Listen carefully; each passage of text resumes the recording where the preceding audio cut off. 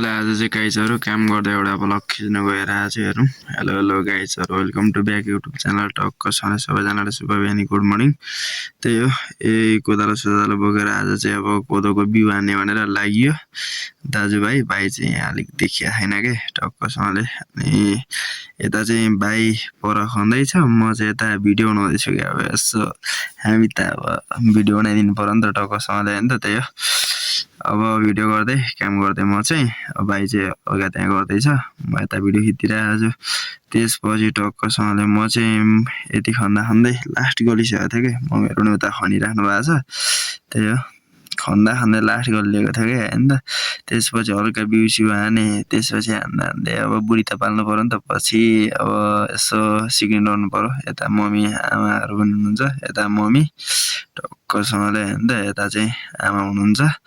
त्यही हो, अब यता फेरि यति बिउ हानेको भन्दै देखाउँदै तपाईहरुलाई नै अब हेर्नु पर्यो नि त यसो भ्लग चाहिँ गाइजहरुले।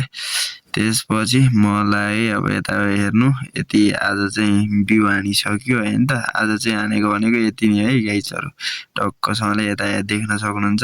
अझै मम्मीले चाहिँ त्यहाँ गरिराख्नु भएको छ, म चाहिँ पैसा मागेर लागे पसलतिर हैन त, अब भोलिको लागि खाजा ल्याउनुको लागि हैन त। त्यही हो, त्यसपछि पसल ससल गरेर सामान किनेर पनि झर्दा ठ्याक्क यसो भिडियो खिच्दै हैन त। घरसर आइपुगेर टक्क हात खुट्टा सुट्टा धुए हैन त।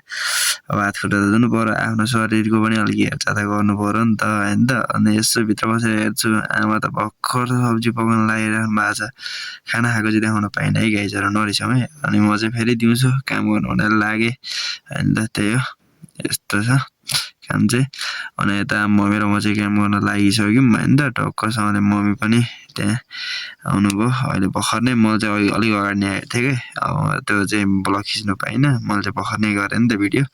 त्यही हो, अनि मम्मीलाई पनि उता यसो घाँस सास काट्दिन्न भनेर मम्मीलाई उता काम हराएर म चाहिँ फेरि आँठा काट्नेतिर लाग्दै थिएँ हैन त। त्यही हो, अब खनेर पनि आमा आउनु नि भयो। अनि आमाहरु आइसकेपछि खनेर यति सक्यो। त्यसपछि लागे म घरतिर, कोदालो सोदालो टक्कसँगले हातमा लिए अनि लाग्नु पर्यो नि त।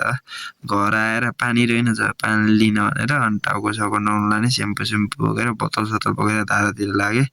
धारामा आएर टक्कसँगले पानी भरिसकेर हैन त, टाउको साउको नुहाएर म चाहिँ लागे अब कहाँ भने घरतिर आएर जर्सी सर्सी लगाएर हैन त, टक्कसँगले चटपटे खाजा खाएर। त्यही हो, अनि लागे म बल खेल्नु। फेरि बल खेल्न लागे भन्दैमा आजको ब्लग चाहिँ मै समाप्त गर्न